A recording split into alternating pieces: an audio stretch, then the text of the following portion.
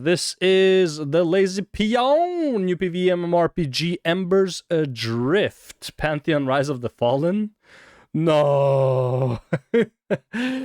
Okay. Let's see what the comments are saying. Don't really miss the real old school MMO design. Kinda yes, kinda no. But I do miss MMO design that wasn't microtransaction and flavor of the month focus. So you do miss all the MMO school design. All the MMO design, yep. I'd rather focus on providing appealing content through expansions. Like, I don't know which MMO you're talking about. There's a reason most MMOs did away with the old school model. Reaching a point where you can no longer advance without a group sounds nice until you actually try it. It may even be fun for a little bit.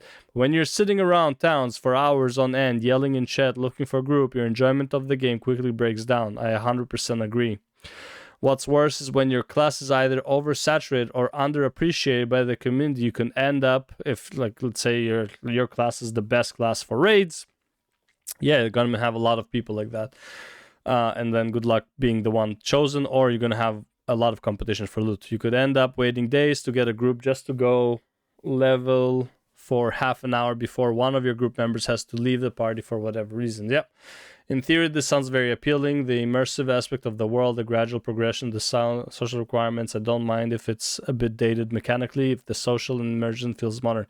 See, the problem is that people don't understand is group content in MMO is good, but it should only be an option. The problem with forcing group content on people is that you will end up spending more time looking for that group than doing the content. And that's why a lot of MMOs stay straight away from it. Because listen, like the guy says, you find a group finally, right? But like you want to level there for like 4 hours. This guy quits after 1 hour. It's like, hey, listen, something came up, I gotta go, right? Maintaining the group for the same amount of time that you want to play is extremely fucking hard. Extremely hard, right? And that's why, like, I don't like this idea of there should be specific zones that are like group content. I'm talking like how Craiglorn, I think, was called in ESO, used to be massive group content. I think that's fine. You don't have to do Craiglorn, but you can, and that's all group content. But the world itself, there should be group bonuses, or like if you're in a group, like certain stuff would happen. But as far as like forcing people to group in order to like level up and shit, I like, no, not a good idea. I think based on what Narc is saying, that's how Ashes will be. I don't think it's a good idea. Yeah, let's go. Do you miss old school MMORPG to an design? extent. Back Maybe. in the days where cooperating with other players was necessary to progression, and No. the entire game was That part I don't. impossible to solo? Did you enjoy the likes of EverQuest, So, Ultimate? The entire game is impossible to solo? No. Specific stuff in the game, or like the top stuff in the game, or extremely hard places to go to in the game are hard to solo? Yes, I agree. But not everything, right? Unless the game revolves also not only like numbers but also skill. So for example, take Elden Ring. Really hard to solo an NG +7 Melania, right? Really hard to solo that, but it's possible if you have the skill. So if you make an MMO like that, where it's like, well, if you bring 3 players, like, this is more doable, but you can still solo it if you're really good at the game, I'm down. That's fine. But because that's not how MMOs are, then no, I don't agree. Online and Project Gorgon? Jesus Are you Christ. excited for Pantheon Rise of the Fallen? If the answer to any Narc, of those questions is yes, then the game we're going to be talking about in this video is likely to be right up your alley. Embers Adrift. This brand new MMORPG offers a modern take on old school MMO design, with good graphics, a meaningful crafting system in which you cannot master everything, I wouldn't say good strategic graphics. tab targeting combat, and an immersive world in which navigation is part of the gameplay due to there being no traditional MMO map that shows you where you are at all times. I mean, Embers look, Adrift started about that part where there's no map, I like it. There's like you have a map of the world and you have to kind of understand where you are. I like it. It's a cool skill to have for navigation overall. Honestly, probably helped me in real life too when I was in the army and we were thrown into like a fucking forest and I had a map of the area but didn't know where I am. That was really cool to do. But is that what makes an MMO good? No, I don't think it's something you really care about if you know where you are or you don't. I don't think that matters that much. Back in 2014 as Saga of Leucemia, later rebranding to Embers Adrift in 2021. And still From the not ready. outset, this game was designed to be a highly social group-based PvE MMO with no microtransactions. Old school game, old school business model with a box cost plus subscription fee. The other bad thing about these games is it requires a very, very live and massive player base. So from the get-go, they're assuming they're gonna have the player base to make the group content worth it. If everything is group content, you need people around your level for the content. You can't just bring anybody. Do you think you're gonna have the content? The way the game looks, I'm not gonna lie, even though it looks better than some MMOs, I doubt it. And honestly, it sucks because this is not going to be a good case study of like why this game failed. Well, it's because they chose to go full like group content. And that might be it, but it's going to be very hard for people to get into it. The first wave of people who are going to get into this game might have a blast because you're always going to have a group up until a certain level. Second wave, like, well, listen, like, there's nobody at level 8. Who the fuck am I gonna group with to kill these fucking skeletons? You know?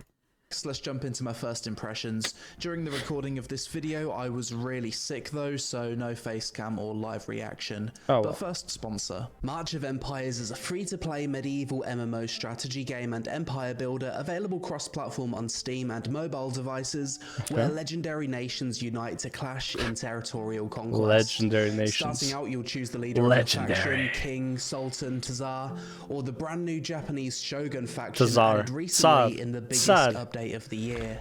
The Shogun faction come with their own unique Japanese aesthetic for all units, buildings, castles and armor, as well as passive strengths that give them an advantage over other factions in certain styles of gameplay. Once you've chosen your leader, you'll need to place buildings, manage resources, recruit troops for your army, and strategically deal with everything related to running an empire, from being invaded by enemies, joining an alliance, crafting legendary gear for your champion, and upgrading your castle's defenses. After playing March of Empires for a bit, the thing I liked most about the game was its charming art style, as well as the battle replay view that shows exactly what went well or wrong with your battle strategy. Additionally, I think it's cool that you can later unlock historical figures such as Genghis Khan, the Lionheart, and Joan of Arc as your champions. Click the link in the description below to play March of Empires now, and get 5,000 gold for free to help you begin your epic conquest of the realm.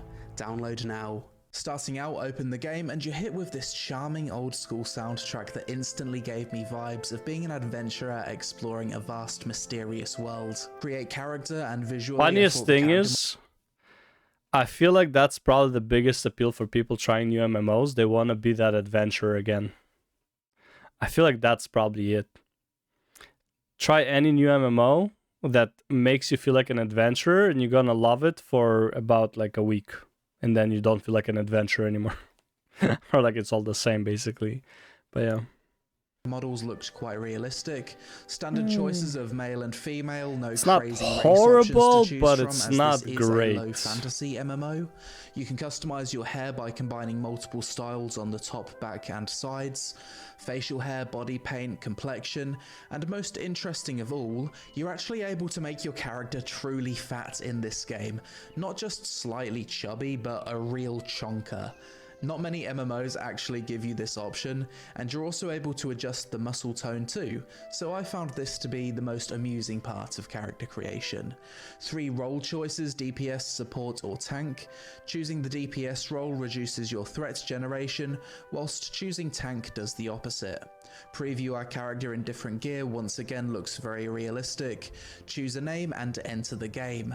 We enter the world of New Haven, and unlike 90% of MMOs, I'm not immediately greeted by a giant exclamation mark or arrow the size of my screen telling me where to go. I read the prompts, got familiar with movement, and was amused by the scuffed jumping sound effects. Then I opened my map, and to my surprise, it didn't display my character's live location. Does this mean I'm actually going to need to pay attention to my surroundings and use points of interest to navigate? I continued down the road and spoke to an NPC called Dante. He didn't have any marker above his head indicating that he had a quest for me, and as you'll see throughout this video, none of the NPCs do. You actually need to talk to them and go through their multiple choice dialogue options like an old school RPG to see what they can offer you. Dante taught me that resting by the campfires known as Ember rings is how I should recover my health and energy. I continued down the path, spoke to Rhonda, learned some basic combat controls, spoke to another NPC which taught me about the 3 gathering professions, forestry, hunting and prospecting.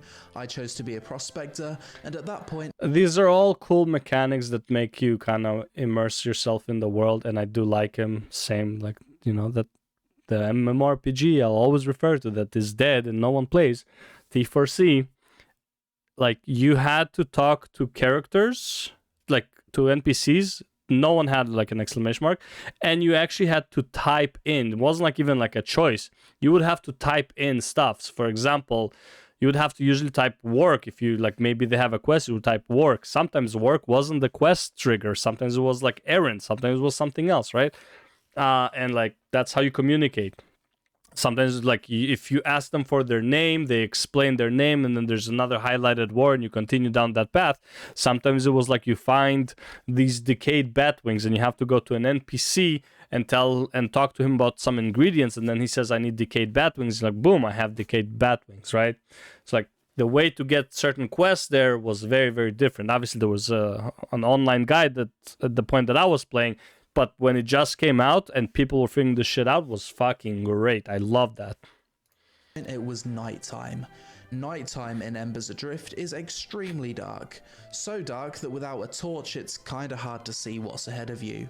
I ran into another NPC, this time after quite a bit of dialogue he had a quest for me, although once again no quest markers or anything holding my hand. I actually had to read the quest to see what he wanted me to do. Well, obviously, if you want to gave me reply, a quick tutorial on how to distinguish mob difficulty, as mobs don't display levels next to their portrait, at which point I whipped out my torch and ran off into the wilderness grinding on mobs to level up, as well as searching out copper veins to level up my mining skill. Personally, I'm someone that enjoys mob grinding in MMOs. I like having the opportunity to turn off my brain, relax, and watch something on my second monitor whilst still feeling like I'm making meaningful progression in a game. Embers Adrift allows me to do this. However, due to the game having quests and strategic group-based content... Whoa. However, due to the game having quests... Okay, it's a bit different. It looked a lot like the WoW Boarhorn or whatever it's called.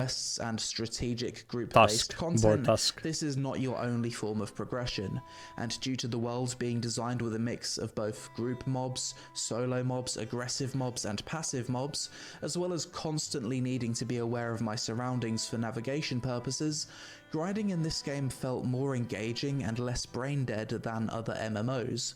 It's mob grinding, but it's more immersive mob grinding, if that makes sense. There's a very real possibility of me dying, I can easily get lost, and if I pull the wrong mob, it's going to chase me across the map.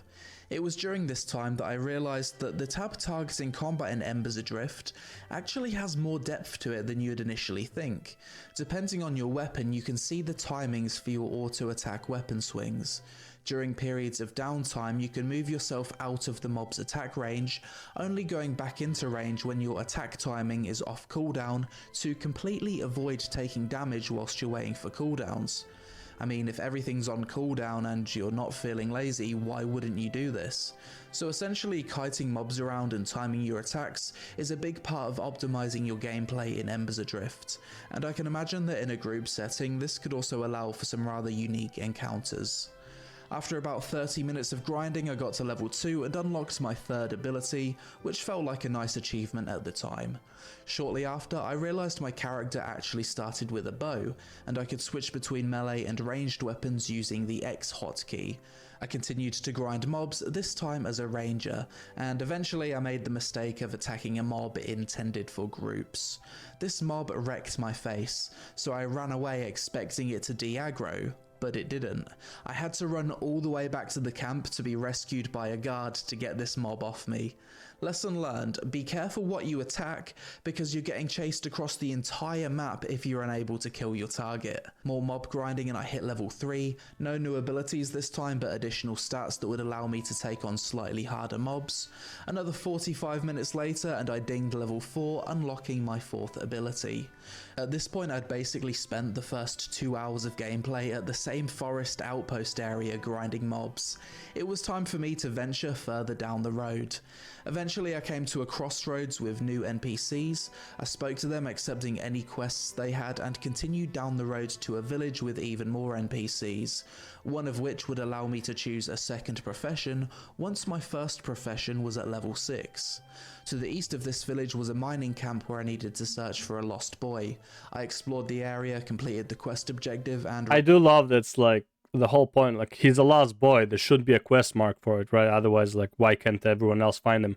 I do like these quests where it's like even like something as stupid as like escort this guy here, there, or like find this guy and rescue and escort or whatever. They make a lot more sense when you don't know where you are on the map. I do like that as quests more, and that makes the quests a lot more fun to do, right? Hunt boars and you don't know exactly where the boars are. You have to kind of like figure it out on your head, like where would boars be in this map, right? Probably where there's green and maybe a bit of water, something like that, right? Returns to the NPC. Eventually, to continue this quest, I needed a group, as the mobs in this area weren't soloable. See, that I don't like though. What if there's no one in that level range, you know? It's like that's the problem, right? If there's no one that level range, you're kind of fucked. What are you gonna do now, right? And when you log out, maybe someone else logs in that is doing the exact same thing, but now there's no one for him because you logged out, right? Or by the time you find someone, he finally logged in, whoever it is, he now has time to do it, but you, because you were looking for a group for so long, you only have 30 minutes left, right? It's like, well, fuck you gonna do now? I continued grinding mobs and gathering ore, eventually getting to level 6 prospecting, which allowed me to get my second profession. I chose weaponsmith. What I didn't know was that as a weaponsmith, I'd need resources such as logs and animal hides to create equipment that would be noticeable upgrades. This would mean interacting and trading with other players, which is the core of the game. It was at this moment that I felt the game would be best enjoyed in a friend group of 3 or 6. If you had 6 friends, you'd have each profession covered. With 3 friends, you could get by pretty well with 1 gathering profession and 1 crafting profession each. If you're a solo player and you don't want to interact with people for trading or questing, then this game What I don't like is limiting professions, in my opinion, is not a good idea. Why can't a weaponsmith know how to get his own ore? Why can't he also be a miner? Why can't he chop down some wood? I don't see a reason to have 1 profession per character outside of forcing human interaction with others. There's plenty of people who used to be like in history that I can't name, but like, let's be realistic here. Plenty of blacksmiths probably knew how to mine ore. Plenty of carpenters probably knew how to take down trees. You know what I mean, right? Why are they limited? How many people now that you know that like doing a manual labor, and they do, let's say, I don't know, like me, I was building decks, but they also understand, they're not electricians, but they can probably work electricity to some extent, like the cables and stuff, right? They know how to like avoid leaks, they know how to repair the leaks, stuff like that. Just because they have a skill that has something similar to do with the other skills, they already can do other skills as well, right? I'm not saying they're professionals at it, but they have some skill. So like having like 1 master profession than the other professions to some degree, I feel is more than reasonable to have in an MMORPG, and I do not understand this limitation of professions in MMORPGs. That is so annoying to me. Why can somebody who is an alchemist not know how to gather fucking flowers? That makes no fucking sense. Why does he have to have like a different fucking profession, different character in order to gather flowers? Are you telling me an alchemist doesn't know his flowers? Really? You know, shit like that, like, really fucking bothers me. It's like, why are you limiting professions outside for forcing either human interaction or forcing to make multiple characters just so you can fill up those professions? Yes, World of Warcraft, I'm looking at you. There's no way around it. As a pure solo experience, you'll get to the point where you'll want to upgrade your gear or do a quest, that took a bit. and you'll hit a wall. I continued playing the game solo, got to level 5, got my weapon smithing to level 6, and at that point I stopped playing because 1, I didn't have any friends to play with, 2, my time zone is kinda awkward, and 3, during the recording of this video it was the beta of the game and not full release, so I didn't want to get too invested with the launch of the game being so close. And the other thing is, there might be classes that are better for solo. Take, for example, Mage in World of Warcraft. They were fantastic for soloing multiple mobs, right? Whereas like a warrior could only grab like one mob at a time. Paladin could grab, well, technically like 4 or 5 mobs, depends on the level. I'm talking classic WoW, right? So it's like some characters might be better at doing even this content solo.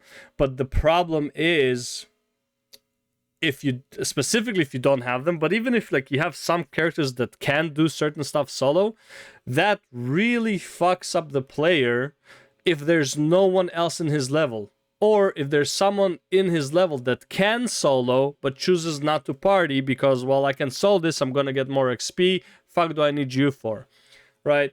So this whole assumption of, well, this game is gonna be super social, we're gonna force social interactions, in my opinion, is a really bad idea for any MMO, because you are expecting to have so many players. In an ideal world, this sounds great, but if you don't have the player base for it, this is not a good idea. So it's like this is the situation of like, if you build it, they will come, but even if you build it, they might not come. So it's like, is this gonna get paid off? I don't know. And the problem is, this game, think super long term, right? Even if it pays off in the short term, like a lot of players join in because like, oh my god, this is cool, you have to be social and stuff like that, this is cool, this is what I've been looking for. These players gonna have their groups and reach max level. Are you expecting no new players as time goes on? In a year from now, do you expect like no new players to play the game? Oh, you do? Well, listen, buddy, in a year time, those players are not going to have someone to play with.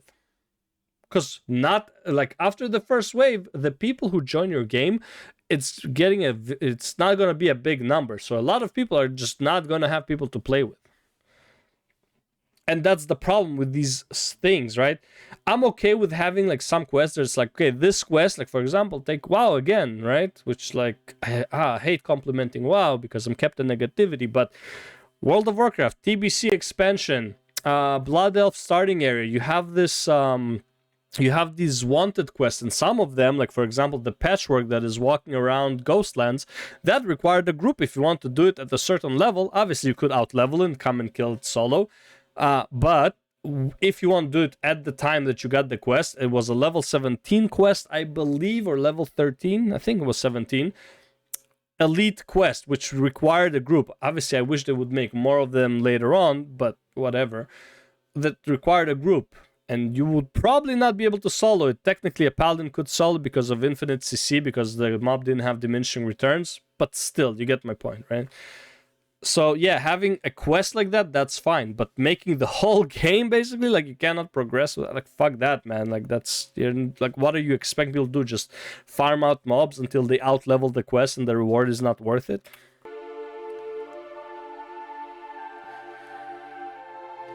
Also, not gonna lie, the game doesn't look good.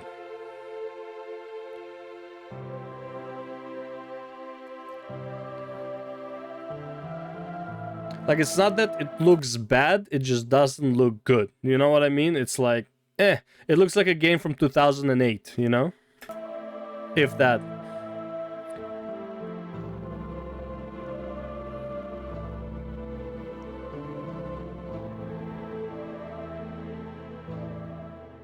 So what do I think about Embers Adrift? First of all, I'm really happy this game exists. Yes, it's a me too. unique game in today's MMO market purely because it relies so heavily on playing in a group. I'm really happy this game exists. I feel really bad that this game will fail, and not for the right reasons.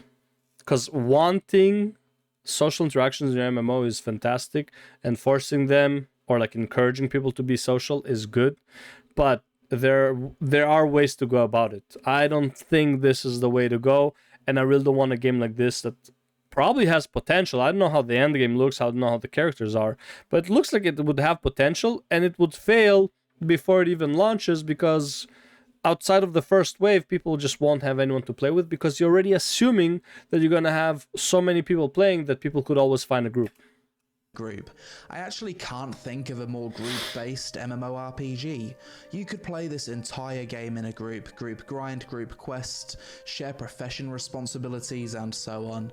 If you've got 3 to 6 friends to play with and enjoy classic MMOs, then I think you'll have a great time together. I was surprised by how much of a difference not being able to see my character's live location on a map made to my sense of immersion. Having to look at the environment to navigate and find my bearings. I don't think it's a big deal to not have yourself like visible on the map. However, I do feel like that would make you really immersed in the game. Imagine Valheim, but the map was turned off. Right? First of all, finding your home again, right? It's like all this shit that's like you would have to keep track of where you went, which turn you made, and all that stuff when there's no map is great. And it's like it does happen in Valheim to an extent when you go into a dungeon or whatever, but like the dungeons are not big enough to actually get lost in. So I do really like it. Constantly made even the simplest of tasks more engaging. Yeah. Visually, I think the game looks pretty decent for Unity indie MMO standards. Unfortunately, whenever I play this game, the fans on my computer go absolutely nuts. I saw some to see FPS why drops. this is, and apparently it's a problem with Unity MMOs and optimization. The combat system, whilst being slow and tab targeting, does feel engaging due to being able to move out of a mob's attack proximity. Old school MMO fans will enjoy this. Action combat MMO fans will probably not enjoy the combat. Old school MMO fans will enjoy this so long as there are more old school MMO fans that are playing it. Because again, the old school MMO fans enjoy it when there's a live world and many players to play with, or like enough players to play with. If there isn't, they quit. And like, you know, it's a domino effect. If one player quits, all of them quit, you know? Well, not one, but you get my point. Progression in this game feels extremely slow, which isn't a bad thing in my opinion. It depends, as every time you do achieve something, whether it be gaining a level, getting a new ability, getting the smallest gear upgrade, it feels extremely rewarding. It's hard to explain what it is, but something about this game gives you a sense of mystery and wonder. It's probably a combination of the long-form progression, the beautiful OST, not having a map, and having to read all of the dialogue to figure out things for yourself. But it's a great feeling to have whilst playing, and something you'll only understand from playing the game. If you're a pure solo player, this game isn't for you. Either accept that and adapt to it, or just don't play the game. Not every MMO has to be for everyone. It's also super refreshing to play a pure sub-fee MMO with no cash shop. Just knowing that everything another player is wearing is something they've earned in-game is something that I've really missed in MMOs. Obviously, I've scratched the surface of Embers Adrift in this video. I mean, plenty of MMOs like that. I know there's like the pay-to-win MMOs, but like plenty of MMOs don't let you just buy gear outright. I mean, I guess WoW with its token does. Final Fantasy doesn't allow you to buy gear outright. Right? Guild Wars 2, I believe, doesn't let you buy gear outright. ESO doesn't let you buy gear outright. So it's like... And again, if you're saying like, well, you can, you know, go to like bots, buy gold, and then use the gold to buy gear. I mean, yeah, but like, I would say majority of players won't do it. It's literally like... It's hard to make that assumption in like... You know, people buying ultimate clears in Final Fantasy 14. You see some with it, it's not my first assumption. It's like, oh, he probably bought it. I'll be like, yeah, cool, he earned it, you know? Like, maybe he bought it, but like, the assumption is not there. In WoW, if people buy BOEs, my first assumption is not like, oh, well, he bought it with WoW tokens, he purchased gold from somebody and then bought it with WoW tokens. That's not my first assumption. Right? My first assumption is like this guy had gold. He's been playing for a while and he has gold. Like it's not that hard to make gold. But yeah, but it's like when you know there's specific gear that you can only buy with money, of course. But like I don't think like there's Majority of MMOs are not like that, as far as I know. But I feel like I've presented enough information and visuals about the game to help you figure out if this is something you're interested in. I didn't want to spoil the game too much, as discovering the quests and figuring things out for yourself is ironically, the reason I'm interested in this MMO is to prove that I can play it solo. Right? To be like, oh, this is a social MMO, yeah, fuck it, I can play it solo. I'm that good. But again, this you don't need a lot of skill for this, like 2 buttons and shit like that. Proper kiting and like attacking only when your bar is like at 0 and stuff like that, sure. But like as far as like dodging attacks and stuff, doesn't have it. Part of the enjoyment you'll get from playing. This is obviously a very niche MMO, and it's received hardly any coverage by other channels on YouTube. Like I said, if you're a fan of games like EverQuest, Pantheon, Ultima, or even old school RuneScape... Can be a fan of Pantheon. Oh my god, I'm gonna sound like Narc. Can be a fan of Pantheon when it's not out yet. Then maybe you should give Embers Adrift a try. And you've got to give props to the devs for sticking with this project for 8 years and seeing it through to a full release. Something that rarely ever happens for these small team indie MMOs. Yeah. But that's it for this video, guys. As always, let me know your thoughts on Embers Adrift in the comments below. Is this a game you're interested in? If you're currently playing it with friends, let me know about your experiences so far. Thanks for watching. Social media on screen. Help us out with a like to appease the algorithm gods, and I'll see you in the next one. I mean, it looks good for what it is. Small indie dev team and all that stuff. I get it. Also, it started like what, 2014. Like this thing looks cool. You know, new ability unlocks, stuff like that. It looks cool. Like it's not like too flashy, whatever. It just looks cool. But as far as the game goes, like this deer picture look like, you know, those like, the only way for you to make a deer look like a deer is to take a picture of a deer and then like kind of crop it a bit, right? It's like, that's what it looks like, and I don't like it in video games. You know what I mean?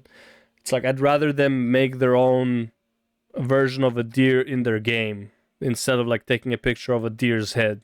Even though it's not like really a picture of deer's head, this is a bit animated, but it's like it looks too real, but it doesn't feel like, but the game doesn't look real, so it's like it feels out of place, you know? It's like, again, take Final Fantasy VIII for an example, right? Where like they take pictures of locations, literal like pictures, and then the character runs on that picture, right? It just doesn't feel like, you know, doesn't feel like it belongs there. Feels off. Same with this deer picture. Man, I'm really hammering this deer picture. But yeah, anyways, obviously TheLazyPeon. What the? Where's my bell?